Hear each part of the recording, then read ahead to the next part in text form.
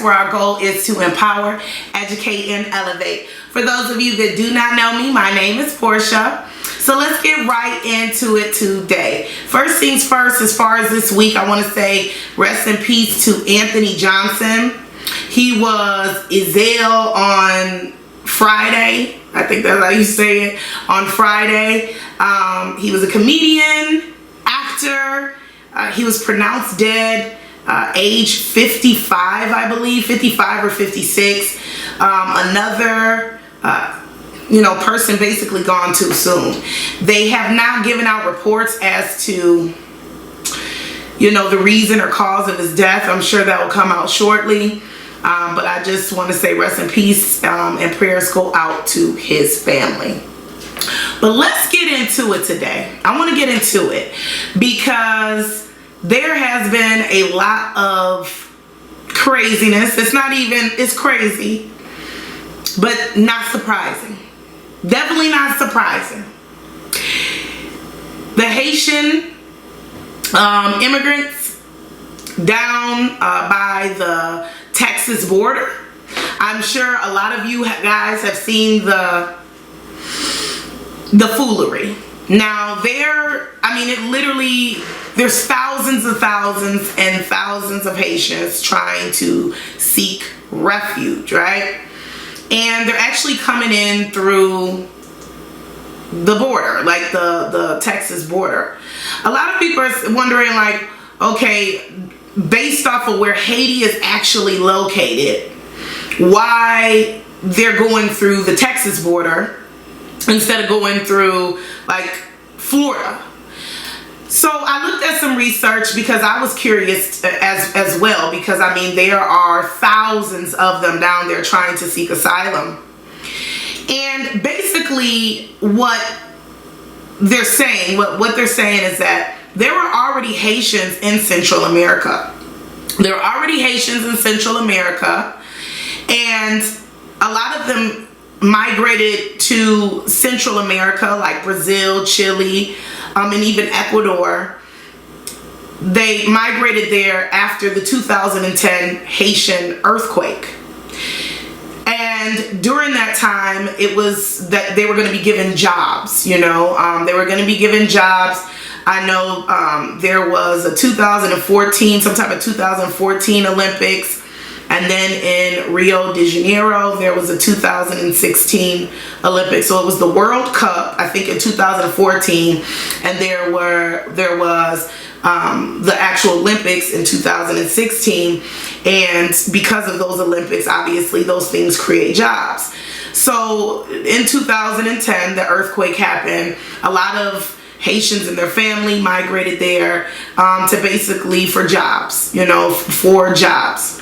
So now what's going on is, with everything going on with this labor shortage that is, not even this labor shortage, with the job shortage, labor shortage is definitely going on, obviously. But I guess in Central America, there is a lot of their job visa expired or something along those lines. Like, it's coming to the point where a lot of it's expired. They haven't renewed it because of COVID. There's a lot of companies. I guess there's, what the way they made it seem is in Central America, because of COVID and because, their job visa had expired, a lot of them were kind of just like down there, undocumented, and they couldn't get jobs because of what was going on with COVID. And obviously, as a lot of you guys already know, in Haiti, there was, in July, their president was shot, and then this recent earthquake. So their country is completely in dismay, and it is crazy. So now you have all these Haitians in Central America, and in normal situation, they, their job visa expired, or whatever you would call it down there. I know up here it's like job visa, or like a work visa, or a school visa. I don't know if the terminology is the same for Central America, but you get my gist. So now they can't go back home. They have nothing to go back home to. So they're trying to seek asylum by coming up, obviously if you, Central America, they're coming up through Central America, through Mexico to try to get in. What's crazy is, Biden, the one that everybody thought was going to save black people, the one that people were saying vote or die, the one that said, black people's lives depended on it and all of this different type of stuff. He enacted Title 42, I believe it's called. And with Title 42, that's something that President Trump during his presidency had started because he wanted anybody that was seeking asylum, basically they were going to get immediately deported back to their country, and it was due to COVID. So now Biden, the same one that, has so much to say about, when there was Mexicans down at the border and, was basically trying to utilize that Title 42 on him during the election. When all those Haitians came up, that's what he basically is using to have Border Patrol agents to get them back to their country. But not only are they trying to get them back, deported back to their country, the way they went about it is ridiculous. It's absolutely ridiculous. Take a look at all these people and take a look at these Border Patrol agents. Take a look. Troubling new images from the southern border. These are Border Patrol agents on horseback rounding up Haitian migrants who are seeking asylum in the U.S. Now, I'm not the smartest person in the world, but that reminds me of some 12 Years a Slave. That reminds me of the things that they didn't want us to read about as children in the suburbs in our history books. They are whipping people with whips. With whips. They are whipping these Haitians with whips. How? How, Sway? How? And take a look at Biden's response. Mr. President, what's your reaction to the images from the southern border? Now, does that sound like somebody who even gives a shit? That's the people that's that's the person that's supposed to save black people, right? When they were asking for your vote. Remember when he said, you ain't black if you vote? And keep in mind, these are immigrants. These are not, black Americans, but they're immigrants. But at the same time, they're black people. You know what I'm saying? They're black people. Now, a lot of times people's closet racist starts to seep out through their pores and seep out through their skin. The same person that said you ain't black if you don't vote for me doesn't seem to really give a shit. And that same vice president that everybody was saying, hey, this is going to be the first black woman president and all of this, take a look at what she had to say. Do you have any reaction to the Border Patrol agents using horse reins to rein in Haitian migrants down at the southern border? What I saw depicted about those individuals on horseback treating human beings the way they were is horrible. And I fully support what is happening right now, which is a thorough investigation into exactly what is going on there. But human beings should never be treated that way. And I'm deeply troubled about it, and I'll also be talking with Secretary Mayorkas today about it. Again, does it seem like someone who really cares? Don't even look like they don't even have an answer. That's what you call a roundabout. That's what you call a roundabout. When someone asks you a question, and instead of giving you a direct answer, they address it in a roundabout way to try to sprinkle little sprinkle dust on it to make it look like they're really doing something about this. But the reality of the situation is, the only thing that they're doing is deporting them back to something that doesn't exist anymore. Homes knocked down. They have no government. Like, they have nothing to go back to. They have nothing to go back to.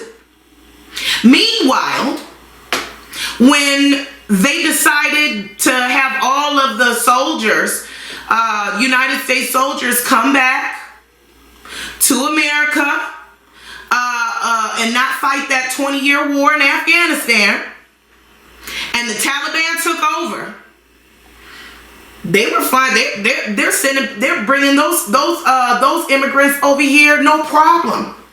No problem. They're setting them up comfy, no problem. No problem. But when it comes to these Haitian immigrants who have nothing to go back to, you don't have nothing to say about that. And then, to top it off, they were being whipped like this was 12 years a slave. Now you tell me you tell me the irony in that, because this was supposed to be the man. Remember, this was supposed to be the man that was supposed to save black people from big bad old Trump.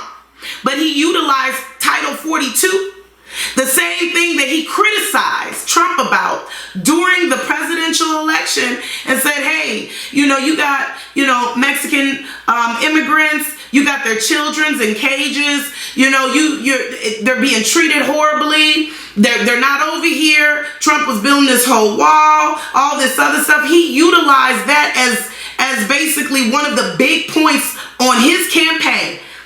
Title 42. Title 42, that's what he used.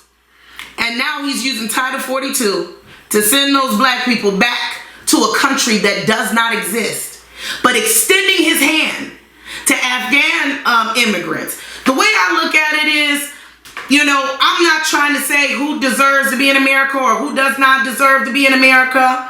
But when you base your election based off of people should have a right to come over here, when you base that off of all of that, and then, you bring Afghanistans over, you make sure that, Mexicans who were not treated properly were brought over. But when it comes to the Haitians, let's just go ahead and whip their ass back across the border with their babies. And they literally have nothing to come back to. Nothing to come back to. Nothing to come back to at all. I swear, globally, it's like black people are the most hated, but the most loved. You love to steal our culture. You love to appropriate. You love the way our lips look. You love the way our curves look. You love the way we dance. You love the way we dress. So much so you have people trying to replicate features that we have. Whether it's your lips, whether it's you tanning for 20 hours in the tanning booth, or spraying orange tan spray on themselves, between the cornrows and braids, between the TikToking and trying to dance and all of that, between sports, between music, when people are shucking and jiving for you. You love us then. But when it comes to some more black people coming to populate America, oh, that's too many of them. No, that's too many of them now. Is that what you're saying in your head? No, that's too many. That's too many. We can't have that many. We can't have that many blacks coming into America. That's too many. We already can't deal with the ones that are here. We already can't deal with that. Meanwhile, they're making laws to protect every other class of people except black people. Meanwhile, police are still killing unarmed black people. Meanwhile, you got people, lynching black folks in different states. Like, this is documented stuff that still goes on. Still goes on. Still goes on. We don't got a law. We don't have anything to protect us at all. But this is the same person that was going to protect black people. This is the same person that said vote or die. I keep emphasizing what I'm saying over and over and over again, because that is reality. And the fact that we are watching this on national television, we're seeing these people use these whips to whip these Haitians, whip these black people to go back to where they came from. And they have nothing to go back to, though. They don't have nothing to go back to. So what makes these what makes this ethnic group of people, these Haitians, less worthy of coming over to America than the Afghanistans? The Afghanistan people, or Afghanians, or however you would say it. You get my gist. How does that make it any bit? So now we're just picking and choosing who decides to come over. We're picking and choosing now. That's how we do. Yeah, they can come on over, but nah, not the blacks, not them. No, not them. They don't get to come over. But you guys can come over. Yeah, you can come over. Hope you don't got a family member in the Taliban low key, but you can come over. But those Haitians, nah. Let them just lay on the bricks and by the rocks, and let them just lay over there. And they don't have any rebuttal to it. So they had a White House press conference, and they asked the lady, you know, same question. And do you think that she gave an any better answer than President Biden or Kamala? Do you think that they gave any type of better response? I want you to decide. Take a look. There are photographs and reports of border agents on horseback using what appear to be whips on Haitian migrants. Does the administration view that as an appropriate tactic? Can you speak to that? There are people who are upset about it. Yeah, understandably so. I've seen some of the footage. I don't have the full context. I can't imagine what context would make that appropriate, but I don't have additional details. And certainly, I don't have additional context, April. I don't think anyone seeing that footage would think it was acceptable or appropriate. Do you think it was a better response? Did that sound better? Yeah, we know it's a problem. And, you know, we're going to pray for the families. We're going to pray. Oh, we know it's a problem. I don't even know if they said pray for the family. We know that should not go on. That shouldn't go on. But we're working on it. And I don't know the details behind it, but we're working on it. You know what that sounds like? That sounds like the response that's given when a little black boy or a little black girl or a black man or a black woman, anybody black, gets shot by the police. The police is on administrative duty, and we're going to look into it. Sounds similar. Well, I don't agree with it, but we'll look into it. Biden didn't even say he didn't agree with it. He just says, we're looking into it. We're going to take care of it. We're going to take care of it. Didn't even want to look at the camera. You didn't want to look at the camera because that's their guilt. You didn't want to look at the camera because it was probably you that ordered that. In fact, it was you that ordered it. Now, to the extent of whooping people, you make your own decision, interpretation. But I know what my interpretation is. Vote or die, remember? So you guys let me know. Let me know. What do you guys, I want to know your comments. I don't even to say like, let me know what you guys think. My followers, the loyal little people that I have watch my show, I already know what you're thinking. But what do you think can be done? What are some resolution that you think can be done? I just want to know. Because at this point, there's so many stories of just unjust when it comes to black folks. And I've said this before. We've been oppressed for 400 years. It's going to take more than 400 years to get us out of it. Most of us won't be even allowed to see even a real type of change. I don't even know if my daughter will be alive to see a real type of change. But when it comes to these politicians, man, I'm telling you, this stuff is real. I feel like black people, we need to stop always trying to jump on the bandwagon of what media tells us is right. I mean, really, Biden and Trump was just two evils, but two different evils. I mean, two evils, but I mean, one wasn't worse than the other. Biden is just a closet racist. And I'll say this again. For the people that just were like, vote Biden, vote or die. Remember that crime bill that he made? That was used to put black people, black fathers, and black mothers in jail for petty little crimes. That's the stuff that creates the generational cycle. That's the stuff that breaks families up. That was Biden. Still to this day, people have family members that are, black family members that are in jail over the crime bill. Minorities in jail over that crime bill. To this day, thousands of black folks for petty crime.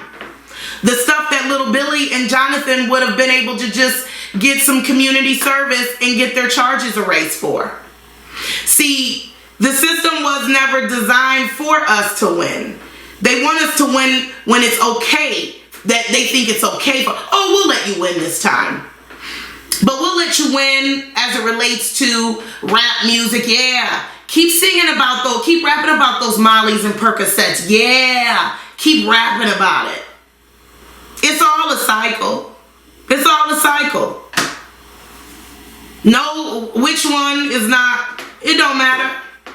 It doesn't matter.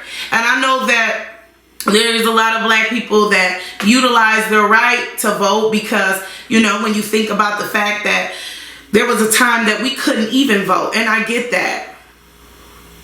But when you don't have a good option, what matter does it make? And what difference does it make? The reality is, it was the black vote that got Biden in. And he don't give a shit about black folks and people's families, black Americans that have family members at the border coming in. He don't give a shit about that. So just think about that. I want y'all to really think about that. So with that being said, let's move into our black business shout out. Black business shout out. Got that black business shout out. Got that black business shout out. Like I told you guys, not last episode, but the episode before last, I want to start I want to start bringing, promoting black businesses that are not your typical growth oil. And I mean, we all look looking good, but I want to promote black businesses different than what we're used to seeing. So as of today, we have Garner's Garden. Garner's Garden, and that is an all-black toothpaste company.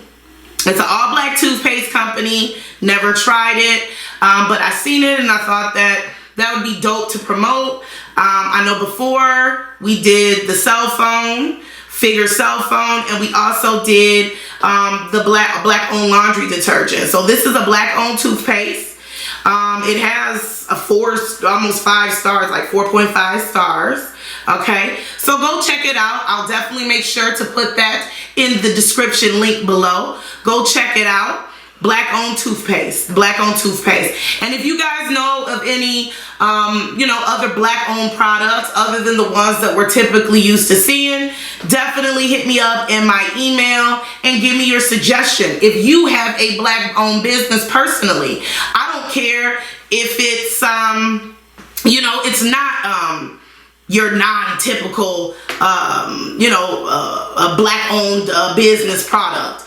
If you have some you want us to promote, I definitely will, post that up. A lot of the black business products that I speak about are things that I look up on my own. And I just noticed that a lot of the things that I look up on my own, if it's not a restaurant, then it's a beauty product or it's something cosmetic. So that's the only reason why I was trying to, let you guys know about other black-owned businesses that you may not even know of. So today's is definitely the toothpaste. And I want to give a double dip black business shout out again to my sis Renee. Remember, if you guys didn't watch the last podcast, she is having a grand opening for her body contouring business that she started.